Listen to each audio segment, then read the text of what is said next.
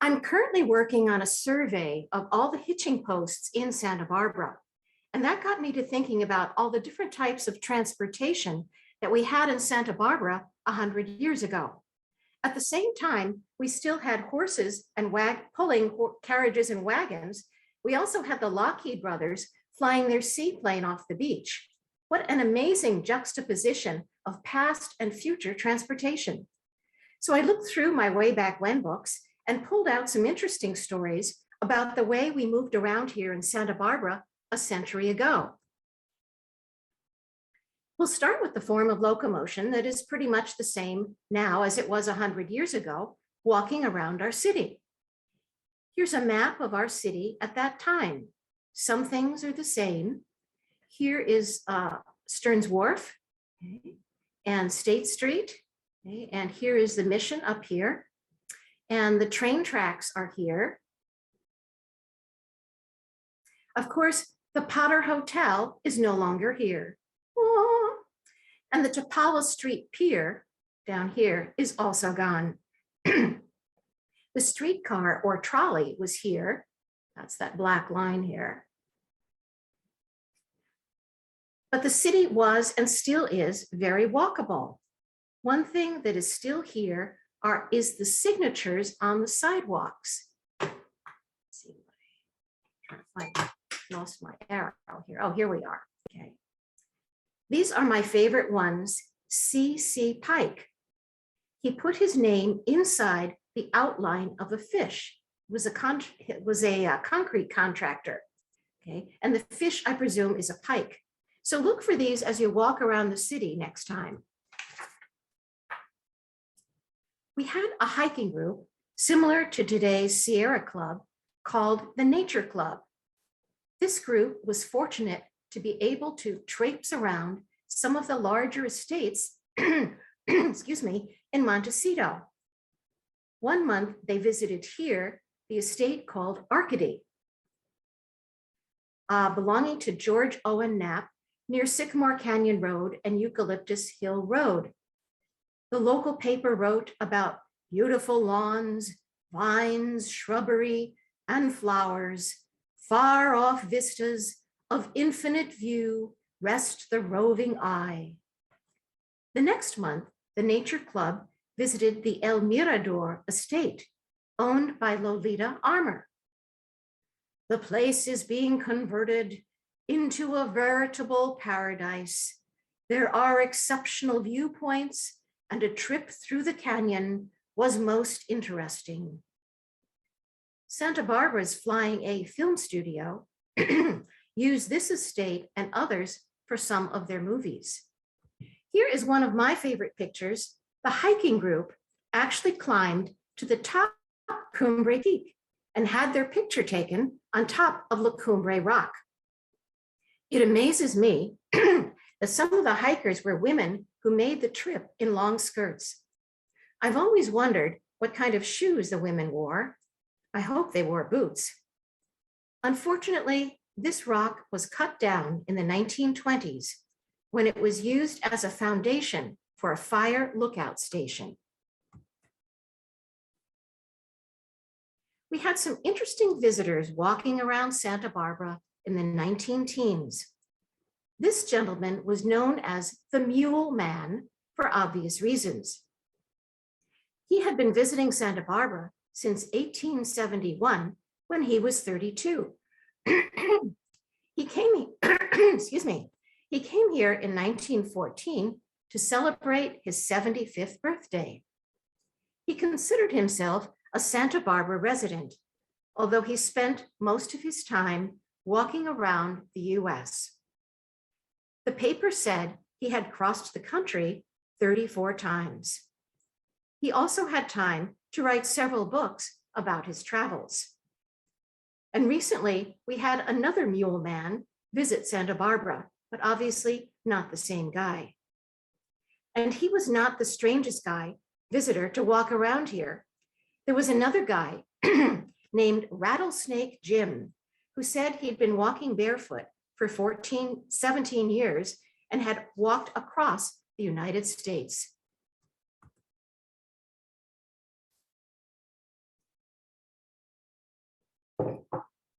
If you're starting to get nostalgic for the good old days, let's be thankful we're not fighting a worldwide war. The 19 teens were the years of World War I. Here's a group of soldiers walking down State Street. Does anyone recognize the large building behind them? It's still here. It's now the Santa Barbara Museum of Art. But a century ago, it was our main post office. And I use this picture on one of my books. And the really cool thing about the post office was that they could slide back the middle of the roof in the summertime after the rainy season was over. And historian Neil Graffey joked that maybe this was done to deliver airmail. Other walking connected with the war were the high school boys who were practicing marching. This was done before the present high school was built. On a lighter note, Charlie Chaplin movies were extremely popular way back when, and there was even a waltz called the Charlie Chaplin Walk. Dance instructors gave free lessons at the Elks Hall on State Street. You can try this at home. Here goes. Walk forward, beginning with the left foot, 2 measures. Balance forward and back, 2 measures. Waltz forward, 2 measures. Make a quarter turn and step. Then repeat as long as your partner can stand up. One wonders if this was the inspiration for Monty Python's Ministry of Silly Walks. A number of people who traveled our streets were trying to set a record for being the first person to do this or that. In 1916, a guy came through here in a vehicle called a pushmobile, for obvious reasons. This was a homemade vehicle that was usually used by kids, but he was hoping to be the first person to cross the US by pushmobile.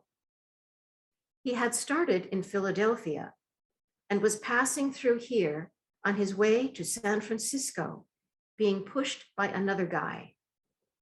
He traveled at the rate of 2.5 miles per hour.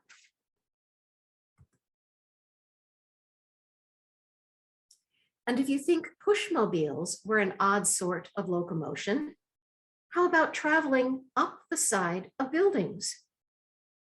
There were a couple of guys called human flies who performed in Santa Barbara. One guy was nicknamed Nutty Williams for obvious reasons. And that's him here. He arrived here, passed the hat, and announced that he would climb the San Marcos building on the southwest corner of State and Anapamu, using only his hands and feet. And he did it. And it's even more amazing that before the 1925 earthquake, the building was 1 story higher, 3 floors, than it is today. And there was another guy who came here in the 19-teens and climbed another building using only his hands and feet. There were still plenty of horses on the streets of Santa Barbara. Most were used to pull wagons and carriages. Here's one of the most famous horses in Santa Barbara. Ulan was a champion trotter owned by C.K.G. Billings. Billings' estate was up on a bluff above Lower Salinas Street and may have extended down a bit towards Salinas because today there are 3 streets in that area named for his horses. Anyone think of them? There's Ulan Court, Lou Dillon Lane, and Lou Dillon Drive. And although there are no streets named for horses on the west side, several blocks of Gillespie Street, from Anapamu to Mission, were used for racing horses and cars were banned.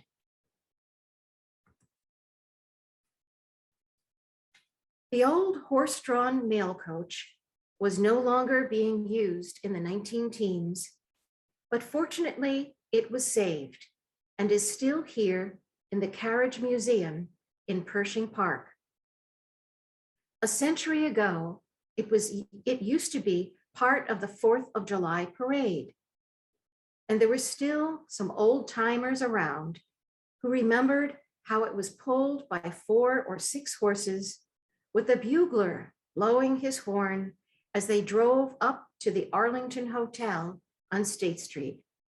The hotel is gone, but there is still a sign near the Arlington Theater today showing where the stagecoach used to stop. So look for the sign the next time you're in that area. And there was still a stagecoach robber around in the 19 teens. He had done his time and came back here to talk about the good old days with some of the law enforcement folks in Santa Barbara.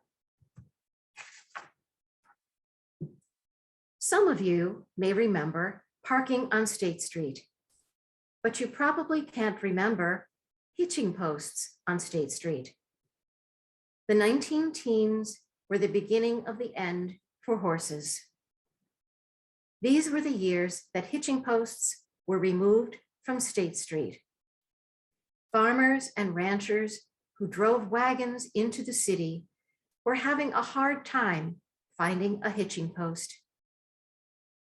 Fortunately, elsewhere in Santa Barbara, we still have more than 150 sandstone hitching posts, and I'm doing some research to see where they all are. And there were still stories in the local papers about horses that were tied to hitching posts, going nuts, bolting and pulling up the hitching post and galloping down the street. The horses may have been scared by the early automobiles that were often very noisy. And no doubt there was a certain animosity between car owners and horse owners, and it wasn't clear in those days which one would win in the long run. The local paper wrote, "The auto business is just in its infancy, and what it will develop into in the future, no man can safely predict. Autos are more common now on the streets than horses. A man who would have made such a prediction 10 years ago would have been laughed at." And here's a little type of vehicle that was occasionally seen on streets here. It was called a governess cart. It was usually used by a children's nanny to transport the kiddies around town. It had only 2 large wheels and was sometimes pulled by a goat. The newspaper said that it looked like a bathtub on wheels.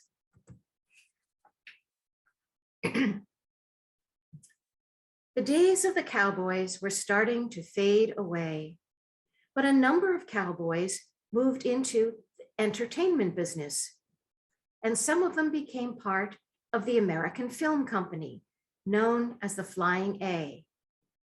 They filmed all around Santa Barbara, out in the country, and in the city as well. Here's one of the Flying A cowboys named Pete Morrison. He and his brother Chick were part of the cowboys at the studio. They were around here on a regular basis. And here's a cowboy who was only seen once in a while. He was Buffalo Bill. Yes, the Buffalo Bill was part of the circus that came here on a special train. The local paper wrote, "So long as Buffalo Bill continues to visit us, the romance of the West will live."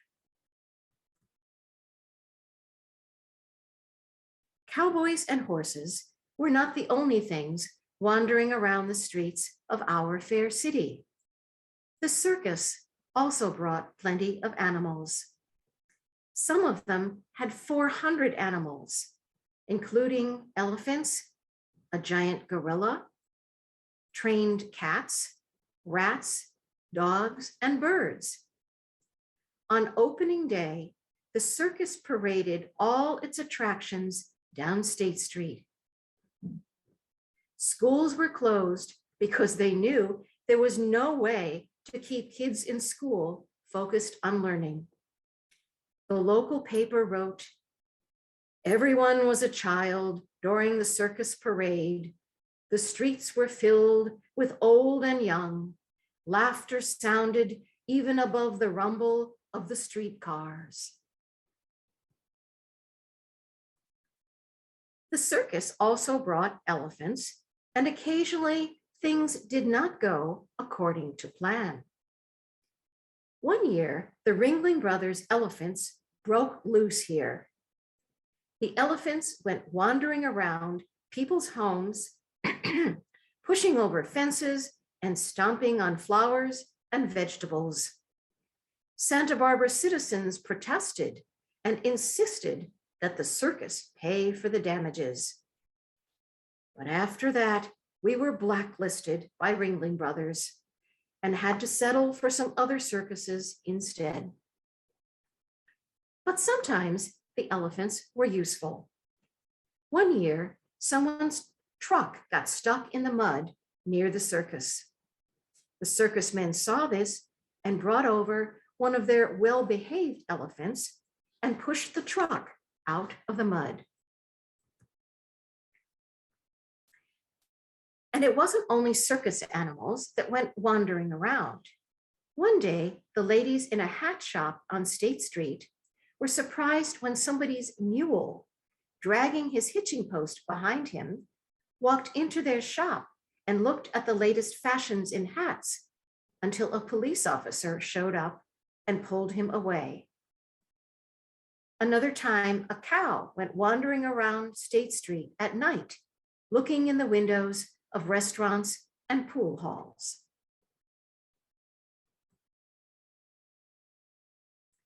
Some animal encounters were downright unpleasant.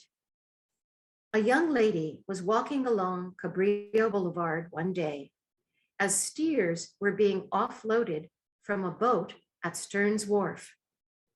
Suddenly, one of the animals got loose and started running around. The young lady had made an unfortunate wardrobe choice that day. She was wearing a red sweater. Luckily, one of the cowboys who was corralling the steers managed to rope the animal before it reached the young lady. And there was another story about a skunk that went running down Chapala Street one day at high noon. Traffic came to a halt and everybody froze. Fortunately, the skunk kept on running and ran out of sight. One of the most famous animals on our streets was a little dog named Speedy. He figured out that riding on the streetcar was one way of getting some wind in his face.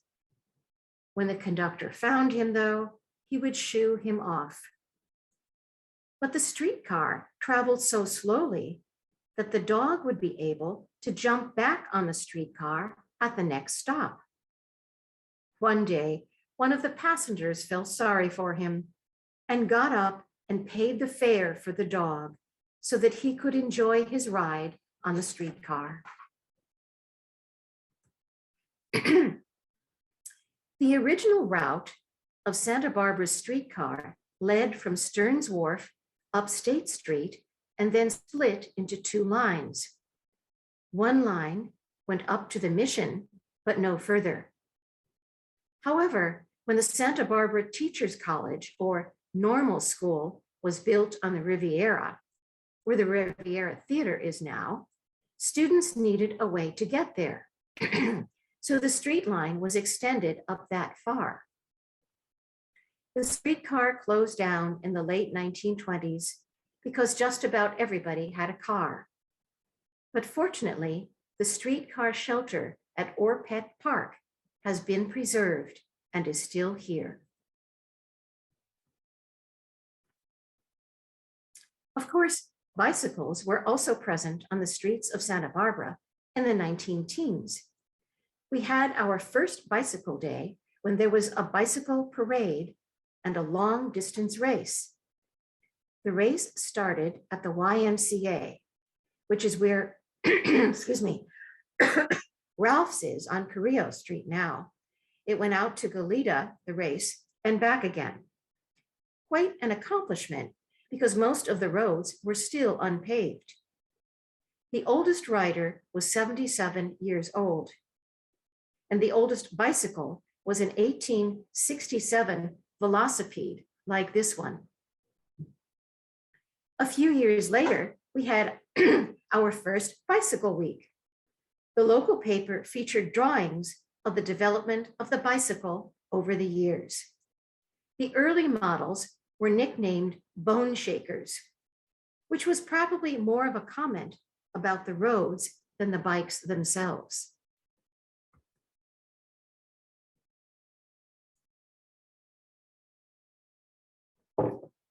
Now here's something that doesn't look at all strange these days on the left. It was called an autoped. It created quite a stir as it zipped down State Street. The local paper explained, the autoped is a two-wheeled conveyance with a tiny motor on the front wheel and a flat board between the two wheels upon which the operator stands. It could go 20 to 25 miles per hour. And a giant unicycle traveling through the city got even more attention. A young man passed through here on his way from San Diego to San Francisco. He averaged about 5 miles a day. There were also opportunities to travel on the water. A popular weekend trip was to travel out to the Santa Cruz Island for the day or to camp out there for longer. One of the most popular ships was named the Otter. It was 43 feet long, and its captain was Rosalín Vasquez, who was said to be very handsome. One woman described him as tall and broad-shouldered. He had dark, wavy hair and laughing blue eyes, an olive complexion, a very fine set of pearly white teeth, and a drooping black mustache. Whew. There were also a number of yachts that visited here or called Santa Barbara home. Here's one of our visitors. It was a yacht belonging to Vincent Astor. It arrived here from New York after sailing through the newly opened Panama Canal. Unfortunately, we didn't have our harbor yet, so there wasn't really a good place for yachts to hang out. Some local yachtsmen had their eyes on what was called the salt pond. Here's an 1871 map. They proposed that it be dredged to make a safe place to park their yachts. But local citizens, especially kids, campaigned to have the salt pond turned into a place for migrating birds. The yachtsmen lost the battle, and now we can enjoy the Andrea Clark Bird Refuge.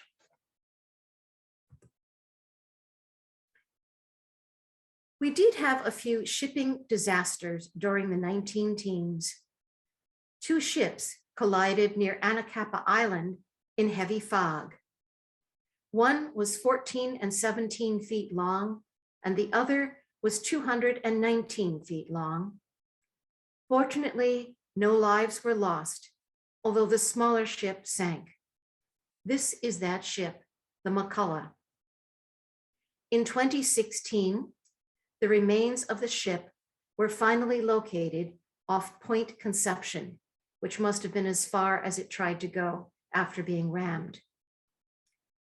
Another ship that was lost about this time was a Norwegian ship named the Aggie. It was 265 feet long and was traveling from San Francisco, full of food for people in Europe during World War I. There was a storm, and the Aggie ran aground off Santa Rosa Island. No lives were lost, and at first it was thought that the ship's cargo could be salvaged. The Flying A film studio even went out there and filmed part of a movie near the ship. Unfortunately, a lot of what was on the ship was dried beans. When the beans got wet, they expanded and broke the ship apart. The bell from the Aggie is now at the Santa Barbara Maritime Museum, and the anchor is in front of the Santa Barbara Historical Museum. So look for it the next time you visit. Now, you might be wondering why I'm showing you a picture of the house in the maritime section of this talk. But there were some houses that went sailing down Mission Creek in the 1914 flood. We had more than 9 inches of rain in one night. Witnesses said that Mission Creek roared like a freight train. This is the Haley Street Bridge, which has since been replaced, of course.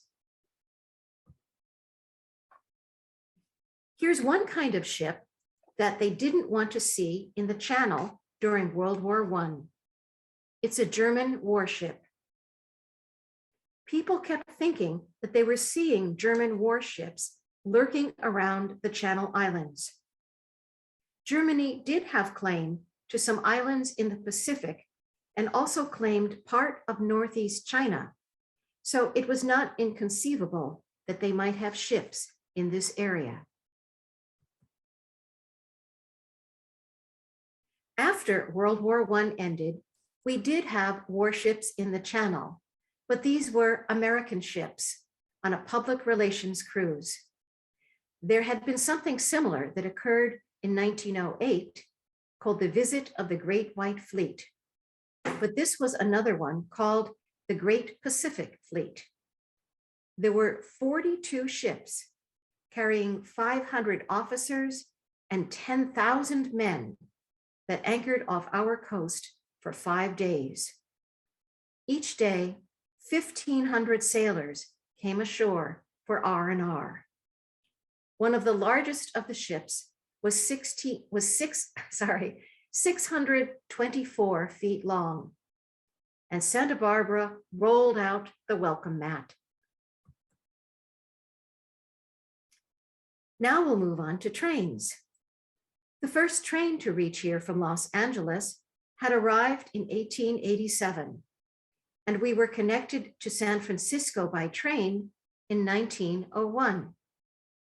An old-timer visited Santa Barbara in the 19-teens who had been here in 1887.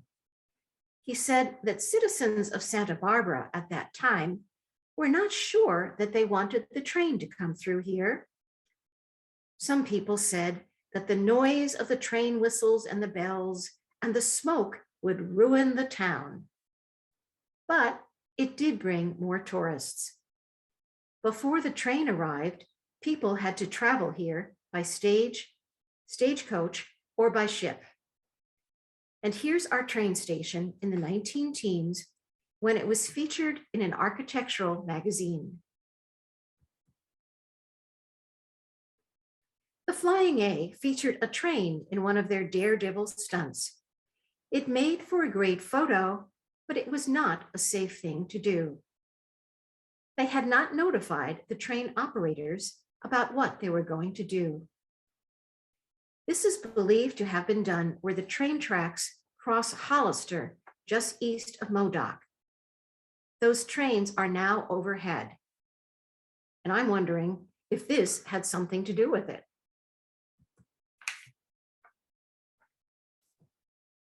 Wealthy visitors arrived here in their own private rail cars. kind of like having your own private jet these days. Louis Comfort Tiffany visited here, as did Thomas Edison. They sometimes pulled off onto a siding and stayed for a day or two.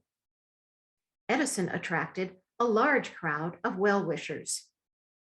And so did this third gentleman, a Scotsman who was a popular vaudevillian named Harry Lauder. He gave a short entertainment while he was here at the station. And many of his jokes dealt with the stereotype of penny-pinching Scotsmen, such as, "Did you know that when a Scotsman discovered a fly in his whiskey, he squeezes the fly before he throws it out?"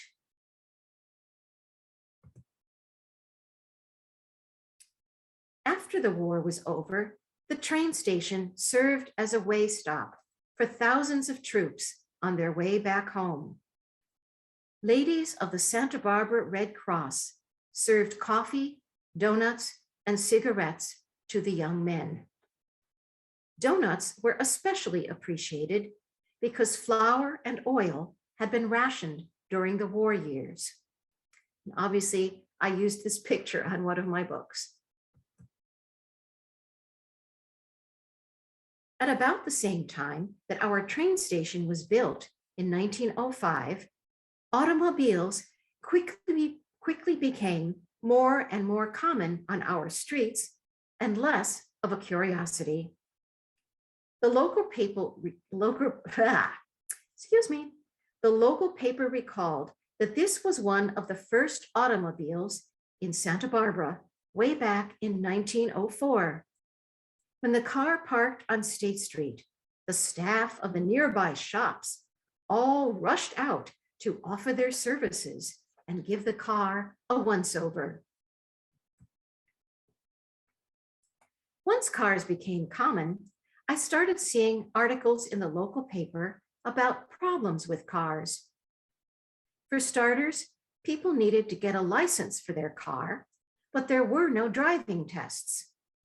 So people could buy a car without having any idea how to drive it. Some people would invite their friends and family for a drive in the car and then drive into a tree on the way home. People also had problems starting their car. I found one story about a guy who was cranking his car in order to start it and broke his arm doing it. You've heard of a car backfiring. Well, a century ago, this meant that the crank would suddenly and violently swing in the opposite direction. If you were holding tightly onto the crank, you might have your arm broken or dislocated. There were cars with electric starters, and these were popular women drivers. Since you didn't need to know how to drive your car, you probably didn't need to know how to drive your motorcycle. At one of the city council meetings in the 19-teens, several members of the council said that something should be done to prevent motorcycles from driving on the city's sidewalks.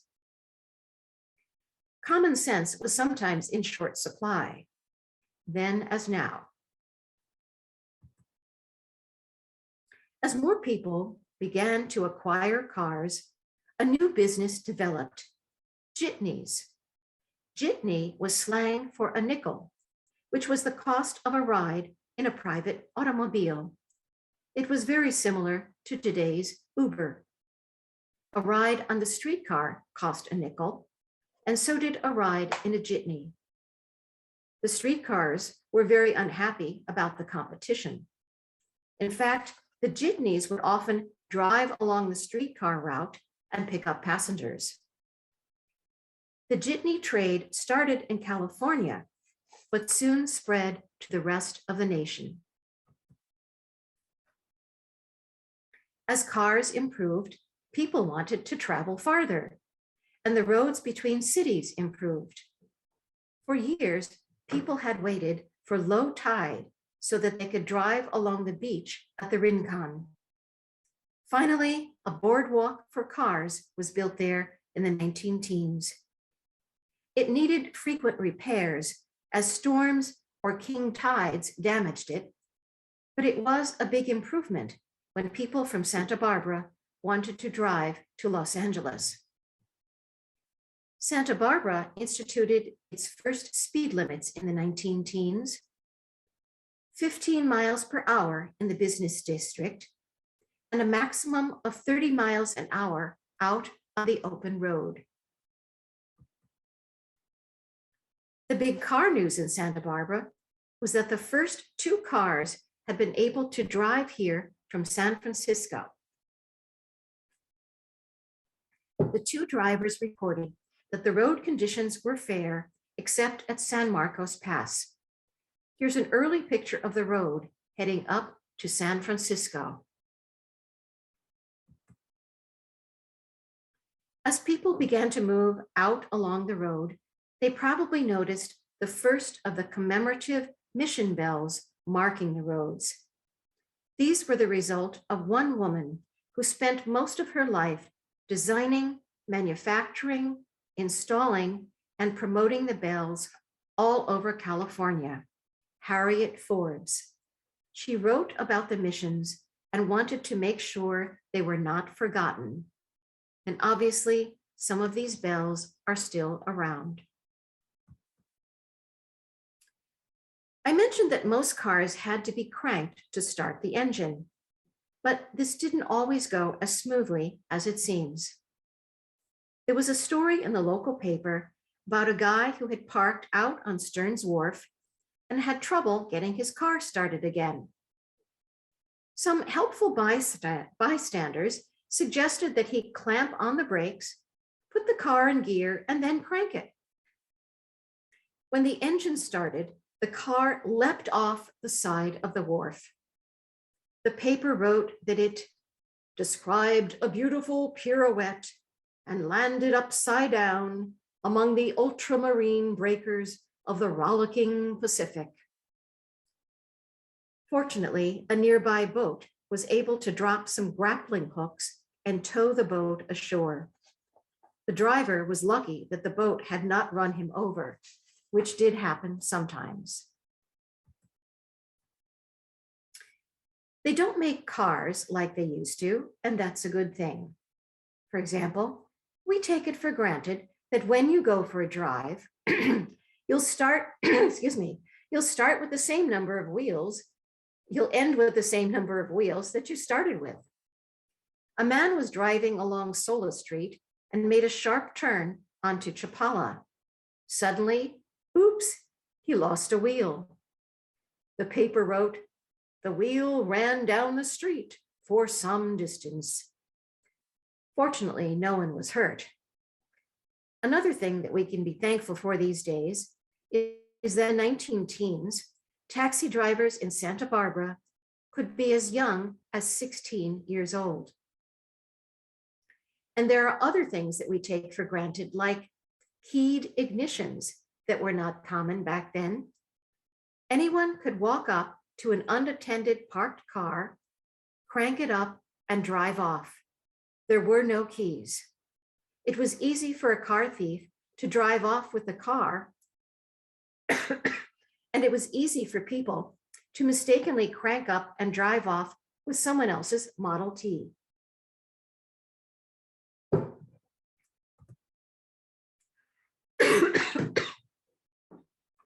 Women were also taking their places behind the wheel.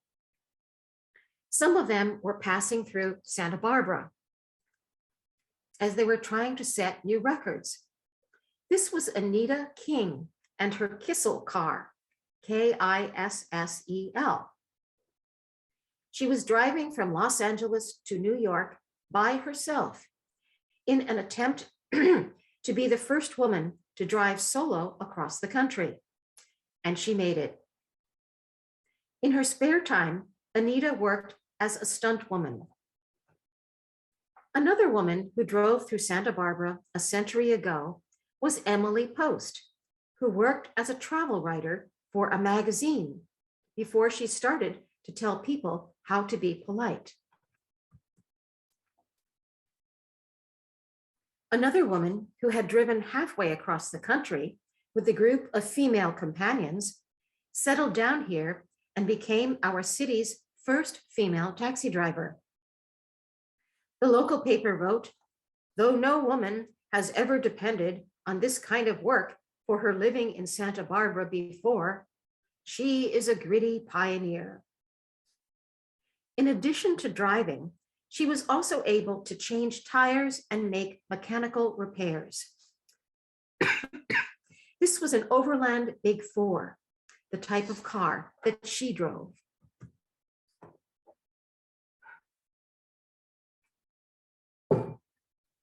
And the folks at the Flying A studio were using cars in their movies. Here's a photo from a movie magazine showing the Flying A folk on the left filming some actors in a vehicle on the right. The cameramen, excuse me, the cameramen are following them in another vehicle. This sort of thing was considered cutting edge at that time, since in the early motion pictures, the camera remained stationary and the actors moved around. If you're a movie star, you can't just drive any old car. Here's a photo on the left from a movie magazine showing William Russell, Flying A's leading man, with his cool set of wheels outside the studio office. If you look closely, you can see the arched doorway that is still here on the building at the corner of Mission and Chapala. And even the studio's leading ingenue had a special car. On her 16th birthday, her mother gave Mary Miles Minter a Packard convertible painted peacock blue, the young actress's favorite color. I mentioned soldiers walking down State Street earlier. Here is the same actress riding down the street as part of a parade to raise funds for war bonds. This is also from a movie magazine. And here's something else that the Flying A film folks were doing with their cars. I am not recommending this. This is a scene from a Daredevil serial in which the car was driven over a 33-foot wide canyon near Camarillo. The car started about 1,000 feet from the canyon to give it a good head start. Everyone held their breath as the driver and the actress flew across the gap. Fortunately, the car landed safely on the other side, and the 400 people who had gathered to watch clapped and cheered. Cars were becoming so much of our culture that a new cartoon started. It was called Gasoline Alley and began running in our local paper. I believe this one is still being printed in some places. Now we'll move on to the air. Long before we had planes here, we had carrier pigeons. We didn't have telephone or radio communication with the Channel Islands yet in the 19-teens, so carrier pigeons were used to deliver urgent messages that couldn't wait for boats to deliver. You've probably heard of the Lockheed Brothers flying service here, but they were not the first airplanes in Santa Barbara. I think the earliest one was a pilot who landed on the front lawn of the Potter Hotel. This is another early pilot, Lincoln Beachy, who put on an aerial acrobatic show over Hope Ranch in 1914. 5,000 people watched him do loop-de-loops and other crazy maneuvers. At one point, he lost control of the airplane and landed in a tree. The spectators thought it was all part of the act and they applauded madly. Fortunately, he was able to walk away from the wreck. In 1916, the Lockheed Brothers brought their seaplane to Santa Barbara and built a ramp on West Beach for their plane to take off and land. The local city officials were very excited because it meant that Santa Barbara could add another tourist attraction to its list. An estimated 5,000 to 6,000 people assembled on the beach along Cabrillo Boulevard and up on the mesa to watch the plane's first flight. They made several flights, and every time the plane landed, the crowd roared. For the next several years, the Lockheed took tourists up. Many people went up the air for the first time. And here's the plane on West Beach with Stearns Wharf in the background. In addition to taking tourists aloft, there were some people trying to gain attention by being the first to do something or other in the air. Here's a wedding party. The bride and groom, seen here, were married by their minister as the plane flew around. Another man went up with his barber, who gave him a shave in the air. And a group of women also chartered a flight to take them fishing off the Channel Islands. After World War I, a group of 6 Army pilots flew over Santa Barbara and did aerial stunts as part of a fundraising tour. Santa Barbans were used to the Lockheed seaplane flying around, but that was just one plane. 6 planes flying in formation caught everyone's attention. There was just one problem for planes like these. These were not seaplanes, and we didn't have an airport for planes to land. One place that planes could land was at the Bonnie Mead estate in Montecito that belonged to the Hammond family. And a few years after the Lockheed Brothers set up their own flying business here, another company named Zenith Aviation also started here. This company had 2 Curtiss biplanes, and their company was located on the racetrack. The racetrack was located about where Cabrillo Boulevard and Calle Cesar Chavez intersect today. 2 members of the Hammond family, Esther and George, took flying lessons here. The flying instruction here said, if you can drive a car, you can learn how to fly a plane.